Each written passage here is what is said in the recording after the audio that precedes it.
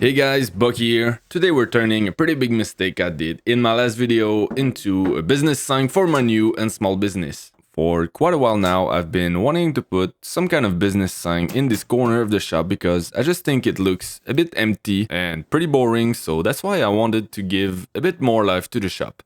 After drawing a quick design in my sketchbook, I just transferred it to the actual piece I was working with. A couple of months before I built mine, I got some quotes made from some Etsy shop that were building some custom signs, and some of them were actually charging me almost 2,000 bucks, so I decided to wait because I wasn't paying that much for a sign.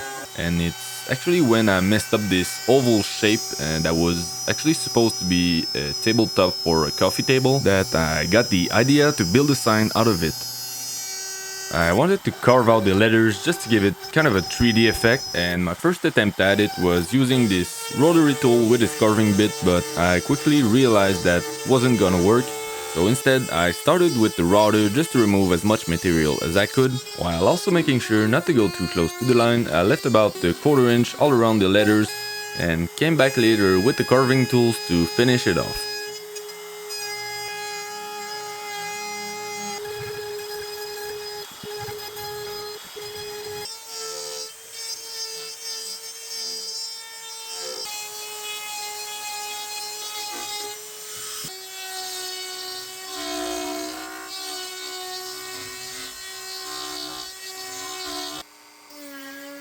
And then I came back with the Dremel and some sanding bits to make all the edges of the letters nice and smooth.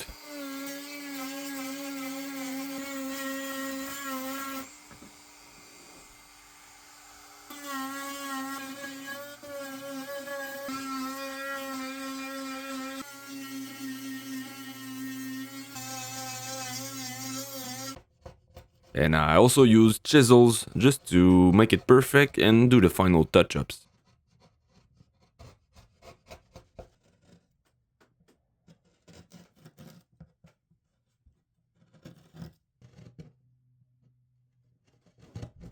And before sanding the sign one final time, I just used some crack filler in a couple spots on the letters just to make sure I save as much time as I can on the sanding.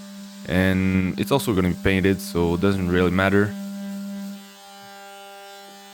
I was able to sand most of the inside of the letters with my Milwaukee detail sander, but in the end I still had to do a lot of sanding by hand. And then I could use my 5-inch sander with a foam pad on the flat surfaces.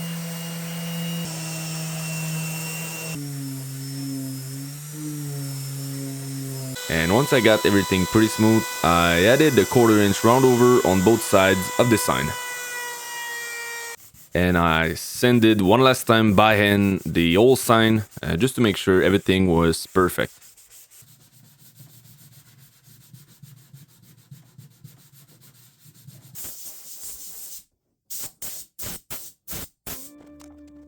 I started by staining just a bit the empty parts of the sign. And then I started mixing paint just to test some colors. I was going for a dark green color, kind of bluish, for the Bucky letters. And for the workshop letters, at first I was going for kind of a pale orange, but ended up not liking it and going for a yellow. And once I mixed up the colors that I liked, I just started painting the letters while trying to not exceed too much.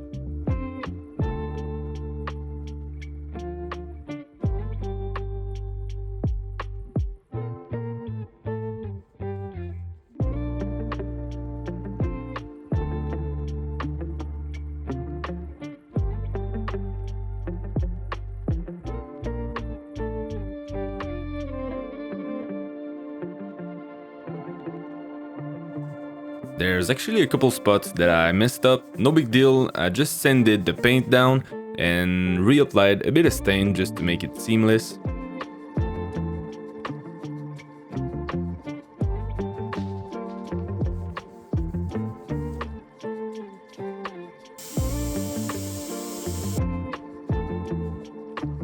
As you can see, I did quite a few tests for the orange letters, but I ended up not liking the colors at all. So that's why I decided to paint them yellow. At first the yellow was looking pretty pale, but after the second and the third coat it was looking much better. You'll see a bit later.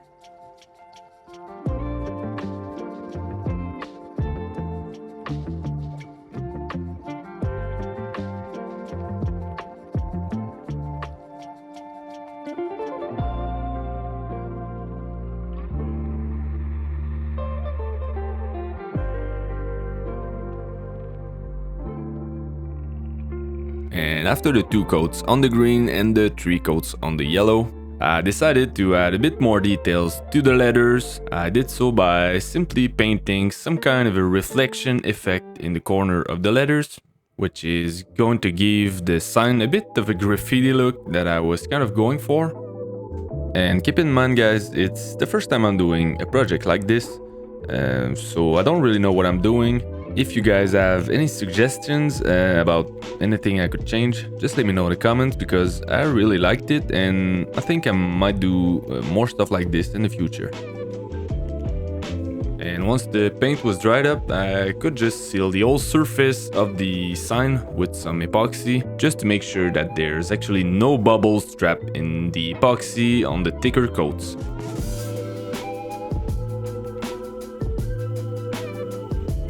And the next day I came back to the shop to add epoxy on the sign. At first I didn't want to have to buy some new epoxy, so that's why I decided to use what I got and only put a thin coat on the top of the sign. But after a couple days of letting the epoxy cure, the finish was absolutely terrible, so I had to sand everything down to put another coat.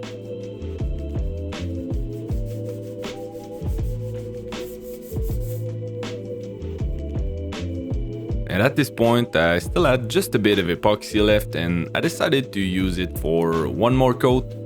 But as you can see, while I was mixing the last bit of epoxy I got, I thought to myself there was something weird in the epoxy I was mixing, but I just didn't listen to my intuition and still poured it over the sign. And I just should not have done that, because a couple days later when I came back to the shop, I just noticed that there were quite a few spots where the epoxy just didn't cure, so I had to remove as much of the sticky parts as I could and pour another coat on top of it.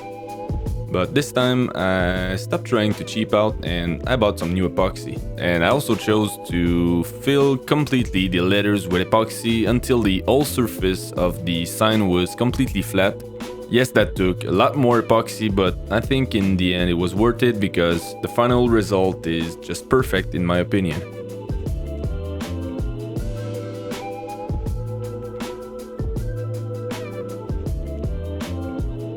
I also forgot to film that part, but I made sure that my workbench was actually flat and level before applying the epoxy, just to make sure that the epoxy actually stays flat on top of the sign.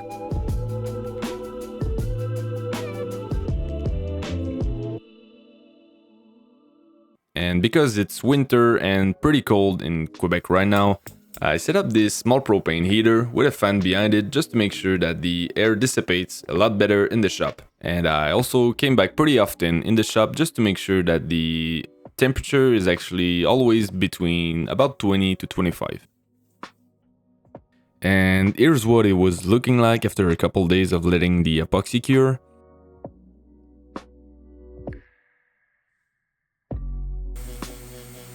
Before doing anything else, I just sanded the epoxy drops on the bottom of the sign.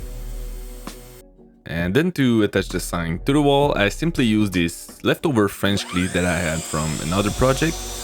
I just cut it in 2 parts and it was pretty much perfect for what I needed. I also wanted to put some lights in the back of the sign, so I stuck this LED strip that I had, but I ended up changing it for another one a bit later because it was too short. And then I glued one part of the French cleat on the back of the sign using CA glue.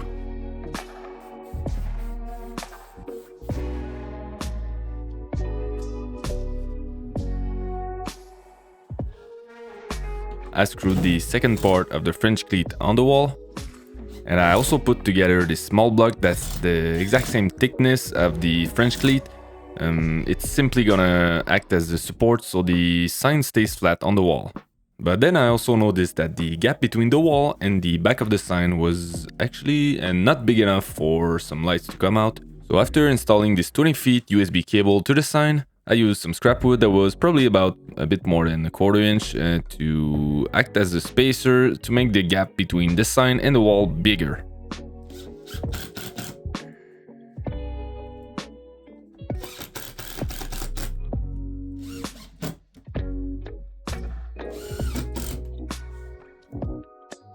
And after all that was done, I went ahead and bought another LED strip that was actually this time long enough. I stuck it to the back of the sign and then I could just install it to the wall.